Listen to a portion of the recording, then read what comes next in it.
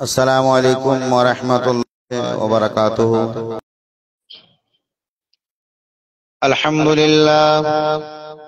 अल्हम्दुलिल्लाह रब्बिल आलमीन वल आक़िबतु लिल मुत्तक़ीन वस्सलातु वस्सलामु अला रसूलिहिल करीम अम्मा बअद फ़अऊज़ु बिल्लाहि मिनश शैतानिर रजीम। बिस्मिल्लाहिर्रहमानिर्रहीम। मन युतीइर रसूल फ़क़द अता अल्लाह।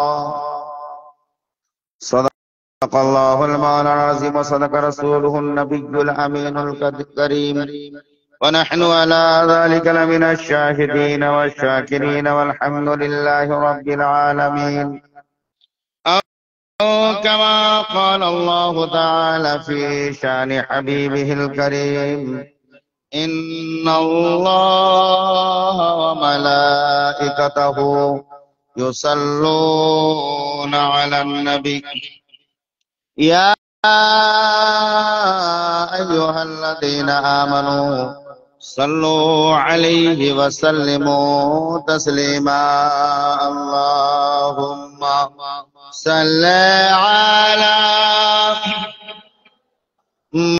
مولانا محمد وعلى آل سيدنا مولانا محمد اللهم صل على مولانا محمد وعلى آل سيدنا مولانا محمد সাল্লাল্লাহু তাআলা আলাইহি ওয়াসাল্লাম।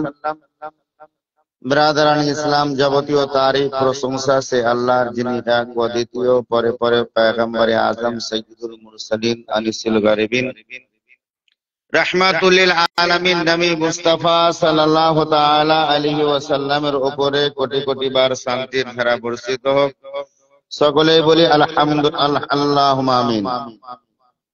ব্রাদারান ইসলাম, আল্লাহ তাবারক ওয়া তাআলার পাক গ্রন্থ হইতে আয়াত পাঠ করেছি, মান ইউতিইর রাসূলা ফাকাদ আতা আল্লাহ।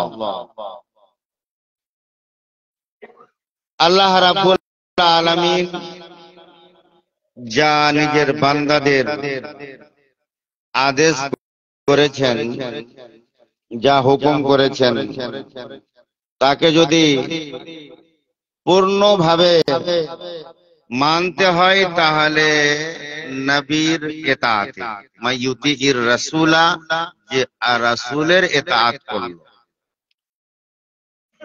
রাসূলের ইতাআত হচ্ছে আল্লাহর ইতাআত। রাসূলের ইতাআত বাদ দিয়ে আল্লাহর ইতাআত হয় না। নবী যে রাস্তা দিয়েছেন সেই রাস্তার উপরেই চলতে হবে। আমরা রোজা রাখি তো ফজর সুবে সাদিকের সময় সেহরি খাই এবং সূর্য অস্তর পরে ইফতার করি। এটা নবীর অনুসরণ হবে, নবীর কথা মানা হবে, আল্লাহর আইন মানা হবে। কেউ যদি মনে করে কি একটু রোজাটাকে একটু আমি আর বড় করব, মানে এশার পর ইফতার করব, চলবে না। রাসূলের ইতাআতে নিজের মানমানি জীবন কিন্তু চলবে না। যদি নিজের মানমানি জীবন কেউ যাপন করতে চায় তাহলে রাসূলের ইতাআত হবে না, আল্লাহর ইতাআত। যখন ইসলাম কবুল করলাম তো ইসলামের যাহা কিছু আইন আমার আপনার উপরে লাগু হবে, সমস্তটার উপরে আমল করতে হবে, আর ওই আমলটা হবে নবীর ইতাআতের মাধ্যমে। বলুন সুবহানাল্লাহ। আমরা নামাজের যা তরিকা, যা নিয়ম শৃঙ্খলা অনুযায়ী নামাজ আদায় করি, কেউ তার বিপরীত যদি করে নামাজ পড়ে, কিন্তু তার সিস্টেম আলাদা, তার তরিকা আলাদা, কিন্তু সেই তরিকাতে নামাজ আদা হবে। কেউ এমনি আল্লাহর ধ্যানে দাঁড়িয়ে গেছে, বলছে আমার এটাই হচ্ছে নামাজ। কেউ বলছে আমি জিকির করব শুধু আল্লাহু আল্লাহু, এটাই আমার নামাজ। চলবে না। সালাত যেটা নবী যা তারিকা দিয়েছেন ওই তারিকাটাই হবে। নবী আমার বলছেন তোমরা নামাজ এইভাবে আদা করো, কামা রাআইতুমুনি উসাল্লি, যেই মতো, যেই ভাবে, যেই সিস্টেমে, যেই নিয়মে আমাকে নামাজ আদায় করতে দেখছো, ঠিক সেই মতোই আদা করো। বলুন সুবহান। সম্পূর্ণ নকলটা করো। নবী মুস্তাফা সাল্লাল্লাহু তাআলা আলাইহি ওয়াসাল্লামের জীবনটা এমন জীবন যে নিজের জীবনটাকে তার অনুসরণ অনুযায়ী যদি চালাতে চাই, সব দিকটা পরিপূর্ণ আছে। খাওয়া দাওয়া, উঠা বসা, চলাফেরা, লেনদেন ইত্যাদির মধ্যে নবীর ইতাআত হবে। যদি আমি যেই কাজটাই জীবনের মধ্যে করি, ওই কাজটাকে যদি বলি আচ্ছা নবী এই কাজটা কিভাবে করেছেন, এটাকে ফলো করব। খাওয়া দাওয়া খেতে বসলাম, নবী কিভাবে খেয়েছেন। কারোর সঙ্গে লেনদেনের ব্যাপার করলাম, নবী কিভাবে লেনদেন করেছেন। কারোর সঙ্গে তেজারাত শুরু করলাম, ব্যবসা, নবী কিভাবে তেজারাত করেছেন। মানে সব সাইডটাই নবী দেখিয়ে দিয়েছেন। সুবহানাল্লাহ, বলুন আল্লাহু আকবার। নবীর মানে সবর, তাহাম্মুল, নম্রতা কতটা ছিল, আল্লাহু আকবার। নবী মুস্তাফা সাল্লাল্লাহু তাআলা আলাইহি ওয়াসাল্লাম নিজের মধ্যে কতটা সবর, কতটা তাহাম্মুল, কতটা নম্রতা রেখেছিলেন, আল্লাহু আকবার। যে নবী এত কষ্ট সহ্য করেছেন। একবার তায়েফ নগরে, তায়েফের বাজারে ইসলাম প্রচার করার জন্য নবী গেলেন। জাহান্নামের রাস্তা থেকে জান্নাতের পথে নিয়ে আসার জন্য গেলেন। ওই নবী মুস্তাফা প্রত্যেক লোককে একত্রিত করে, সরদারদের, তায়েফের সরদারদের সমস্ত লোককে একত্রিত করে যখন ইসলাম প্রচার করতে লাগলেন, দ্বীনে হকের কথা বলতে লাগলেন, আল্লাহর বাণী বলতে লাগলেন, আল্লাহু আকবার।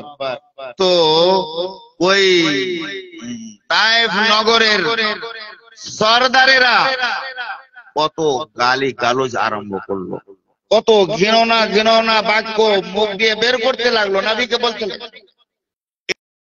এটাতেও যখন তাদের জিভ হলো না, তখন তাদের মধ্যে যারা গুন্ডা শ্রেণীর লোক, তাদেরকে বলল যে নবীর উপরে প্রহার করো, তাকে আঘাত করো, তাকে মারো। গুন্ডারা তখন কি করলো, আল্লাহু আকবার, হাতে পাথর নিয়ে নবীর উপরে নিক্ষেপ করতে লাগলো। নবী সহ্য করে আছেন, সবর করে আছেন। নুরানি দেহ রক্তে রক্তাক্ত হয়ে গেল। আল্লাহু আকবার। সেই দৃশ্য আসমান দেখছে, জমিন দেখছে। এই দৃশ্য দেখে সবাই মানে কান্না করতে আরম্ভ করেছে, আল্লাহু আকবার। এমনকি নবী মোবারক, নবী সাল্লাল্লাহু আলাইহি সাল্লামের জুতা মোবারক এই রক্তে এমন ভাবে লেগে গেছিল, মানে খোলা অসুবিধা, এত রক্তাক্ত হয়েছে, আল্লাহু আকবার। এই দৃশ্য দেখে হযরতে জিবরাইল আলাইহিস সালাম তিনি কিন্তু চলে আসছেন। কাকে নিয়ে? পর্বতের ফারিস্তাদেরকে নিয়ে। আল্লাহ যে এত বড় পৃথিবী চালাচ্ছেন, সব জায়গায় কিন্তু আলাদা আলাদা ফারিস্তা নির্দিষ্ট করা আছে দেখভাল করার জন্য। সমুদ্রের আলাদা ফারিস্তা, পর্বতের আলাদা ফারিস্তা, পৃথিবীর আলাদা ফারিস্তা, সবার আলাদা আলাদা দূত। যে এই ফারিস্তা গুলো পর্বতের নেগাবানির জন্য আছে, তাদেরকে সঙ্গে নিয়ে হযরতে জিবরিল আসলেন আর বলছেন, ইয়া রাসূলুল্লাহ, ইয়া হাবিবাল্লাহ, এই তায়েফ নগরের গুন্ডারা আপনাকে এত আঘাত করেছে, এত কষ্ট দিয়েছে, আপনি একটু শুধু আদেশ করুন, আমি ফারিস্তা নিয়ে এসেছি, যারা পর্বতের ফারিস্তা। এই দুই ফারিস্তা এই পাহাড়কে দুই দিক থেকে নিয়ে এসে চাক্কির নেই আটার মতো পিষে দিল। হুজুর আপনি অর্ডার তো করুন, বলুন না সুবহানাল্লাহ। মানে তৈরি আছে হুজুর আপনার জন্য, আপনি শুধু মুখ দিয়ে অর্ডারটার দরকার আছে। এত কষ্ট দিল, যাকে আপনি জাহান্নাম থেকে বাঁচাবার চেষ্টা করলেন, দ্বীনে ইসলামে দাখিল হওয়ার চেষ্টা, নিয়ে আসার চেষ্টা করলেন। নবী আমার বলছেন, আল্লাহু আকবার, নবী আমার বলছেন না, এরা আমাকে চিনতে পারেনি, আমাকে এরা বুঝেনি, এরা আমাকে জানতে পারেনি। হয়তো এরা আমাকে আঘাত করছে, গালিগালাজ করছে, এদের পরের জেনারেশন তাদের ছেলেগুলো হয়তো ঈমান নিয়ে আসবে, ইসলাম কবুল করবে, তাই হলো তার পরবর্তী জেনারেশন লোক ইসলাম। বলুন সুবহান। সাবর, তাহাম্মুল, নম্রতা কতটা নবীর মধ্যে ছিল। তো যখন কারো উপরে মুসিবত আসে তখন দেখি নবীর জীবনটাতে, নবীর উপরে মুসিবত এসেছিল, নবী কিরকম বরদাস্ত করেছেন, কিরকম নবী তাদের জন্য দুআয়ে কালমা দিয়েছেন। একজন মহিলা নবীর দরবারে এসে উপস্থিত, বলছে হুজুর আমাকে খুব কষ্ট দেয়, গ্রামের লোকেরা, পাড়ার লোকেরা, শহরের লোকেরা খুব কষ্ট দেয়। তো নবী বলছেন আল্লাহু আকবার, তুমি কি আমার জীবন কাহিনী দেখোনি? তুমি কি আমার সিরাত পড়োনি? তুমি কি আমার ফুলকে আজিম পড়োনি? আমি কিভাবে বরদাস্ত করেছি, তাই তুমিও সবুর করো, সবুর করলেই তার প্রতিফল ভালো পাবে। এই মেয়েটা সবুর করলো, সবুর করার পরে এই জালিম অত্যাচারী যারা ছিল তারাই নিস্ত নাবুদ হয়ে গেল। কিছুদিন সহ্যের পর তার উপরে আরাম আসতে লাগলো। আল্লাহু আকবার। তো নবী মুস্তাফা সাল্লাল্লাহু তাআলা আলাইহি ওয়াসাল্লামের জীবনটা যদি ফলো করে নি, তাহলে আমাদের মধ্যে যা ঝামেলা, যা অসুবিধা হচ্ছে সেগুলো হবে। একদা নবীর দরবারে কিছু মেহমান এসেছে। কোন মেহমান? কাফির, বিধর্মী মেহমান এসেছে। বিধর্মী মেহমান নবীর দরবারে এসেছে।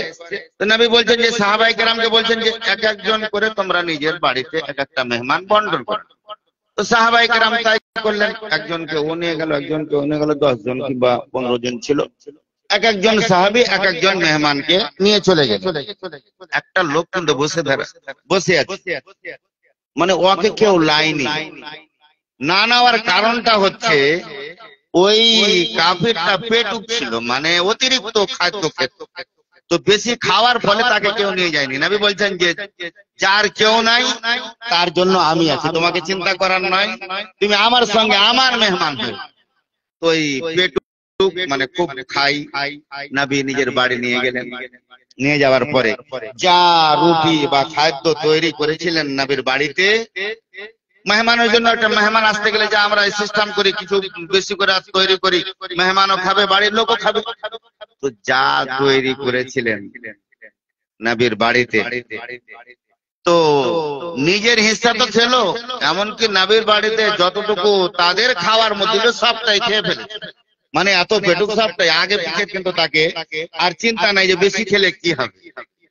ঠিক রাত হয়েছে, মেহমানকে ঘুমাবার জন্য একটা ঘর দিয়েছে। নবীর বাড়ির একজন খাদেমা মানে কি করেছে, দরজাটাকে বন্ধ করে দিয়ে বাহির থেকে কিন্তু জিঞ্জির লাগিয়ে দিয়েছে। রাত যখন 10টা 12টা হয়েছে, বেশি খেয়েছে তো পেট হয়েছে খারাপ। পেট খারাপ হওয়ার ফলে এবার যে নিজের প্রয়োজনীয় কাজ সমাধা করবে, পেশাব পায়খানার জন্য যাবে, দরজা খুঁজে দরজা বন্ধ। কি করবে? এই করতে করতে চিন্তা করতে কখন সকাল হবে যে আমি পেশাব পায়খানার জন্য দরজা খুললে আমি যাব। এই মতো করতে করতে কোনো না উপায় থেকে চোখ বন্ধ হয়েছে, মানে ঘুম লেগে এসেছে। ঘুমের মধ্যে স্বপ্নে সেই লোকটা দেখছে যে আমি একটা জঙ্গলে গিয়েছি, বড় একটা ময়দান, আচ্ছা এখানে লোকজন নেই, এখানেই নিজের প্রয়োজনীয় কাজটা সমাধা করি।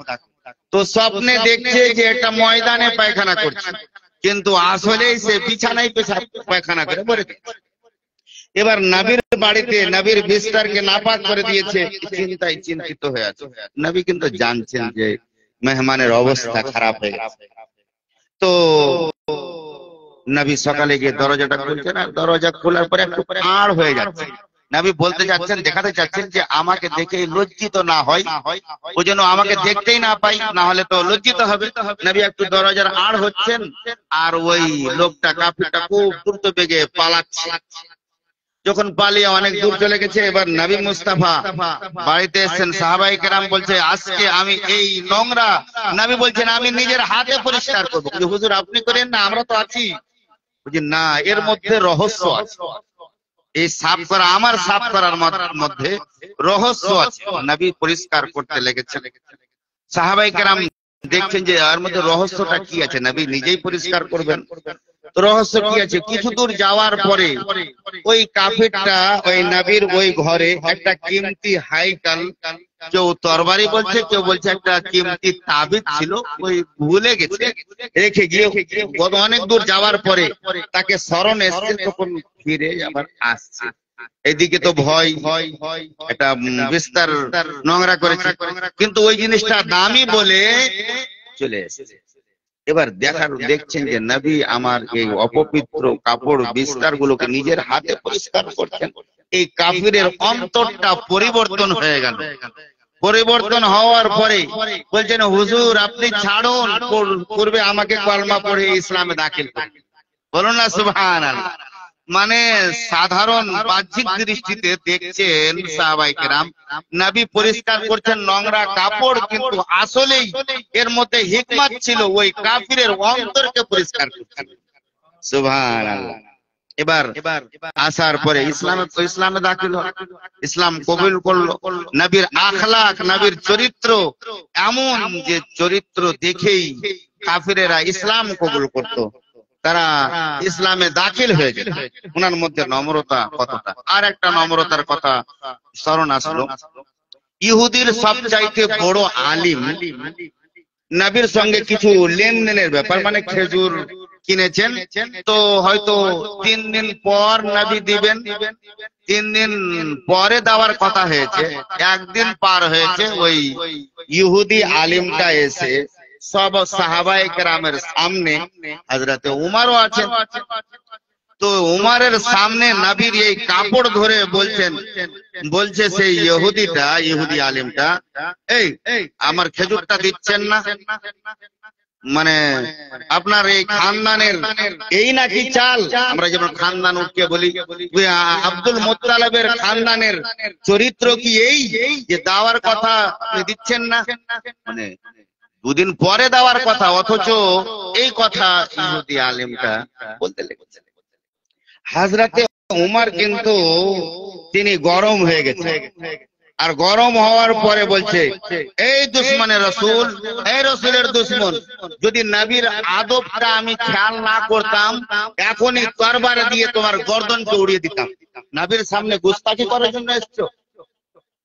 নবী আমার বলছেন, এই উমর দাঁড়াও, তুমি এই কথা কেন বলছো?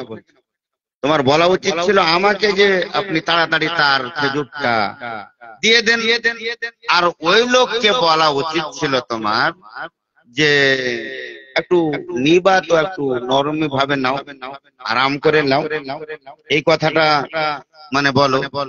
এই কথা হযরতে নবী মুস্তাফা সাল্লাল্লাহু আলাইহি সাল্লাম হযরতে উমরকে তা বলছেন, কিন্তু আসলে নবী কিন্তু যে টাইমে দেওয়ার কথা ছিল সেই টাইম হয়নি।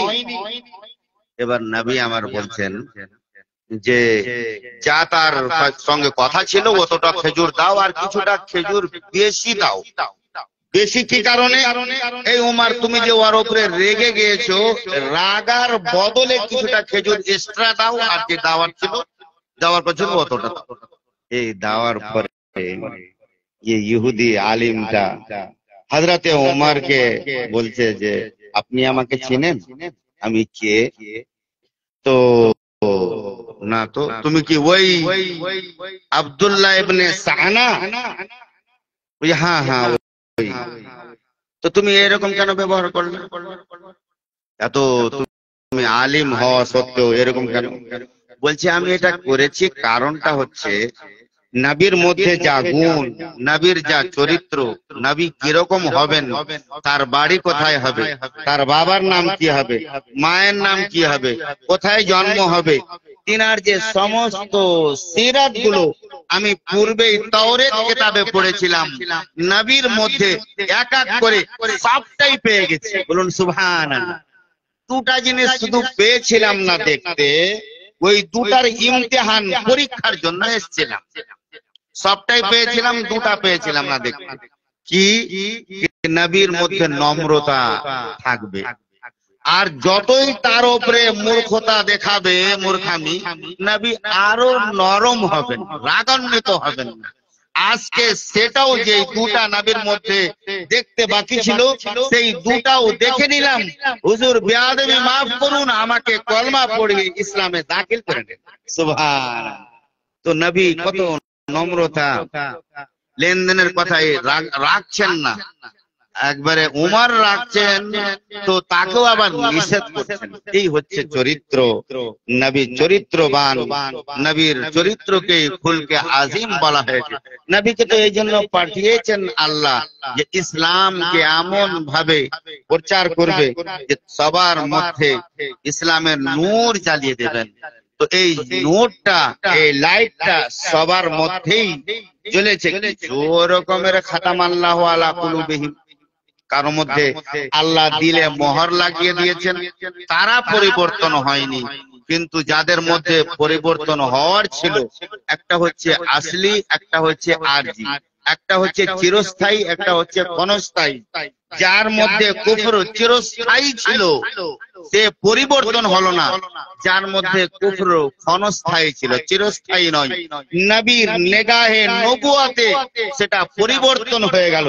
হযরতে আবু বকর সিদ্দিক হয়ে গেলেন নবীর নজরে, হযরতে ওমর ফারুক আজম হয়ে গেলেন নবীর নজরে, হযরতে ওসমান গনি জুন্নুরাইন হয়ে গেলেন নবীর নজরে, হযরতে আলী শেরে খোদা হায়দারে কাররার হয়ে গেলেন নবীর নিগাহে নবুয়ত। সুবহানাল্লাহ। কিন্তু আবু জেহেল, আবু লাহাব তাই থেকে গেল। তার অন্তরের মধ্যে আল্লাহ খাতামাল্লাহু আলা কুলুবিহিম ওয়া আলা সামিহিম ওয়া আলা আবসারিহিম গিশাওয়া, তাদের দিলে মোহর, তাদের কানে মোহর, তাদের চোখে পাট্টা, মানে তারা হক দেখতে পাবে না। কান আছে কিন্তু হক শোনার কান নেই, চোখ আছে হক দেখার চোখ নেই, দিল আছে হককে বুঝার দিল নেই। কিন্তু যাদের মধ্যে আল্লাহ ওই রকম রেখেছিলেন, তাদের মধ্যে পরিবর্তন আসলো একমাত্র নবীর চরিত্রতেই। ইসলাম এত ফয়লালো, এত প্রচার হলো, সারা পৃথিবীর মধ্যে ইসলাম প্রচার হয়ে ইসলামের পতাকা এখনো উত্তোলন হয়ে আছে, উঁচাই আছে, উঁচাই থাকবে। এটা है कौले मोहम्मद कौले खुदा, फरमान न बदला जाएगा। है कौले मोहम्मद कौले खुदा, फरमान न बदला जाएगा। बदलेगा जमाना लाख मगर कुरान न बदला जाएगा। बदलेगा जमाना लाख मगर कुरान न बदला जाएगा। আজকের মতো এখান থেকেই শেষ হচ্ছে। কি তোমার নাম? আচ্ছা দিয়ে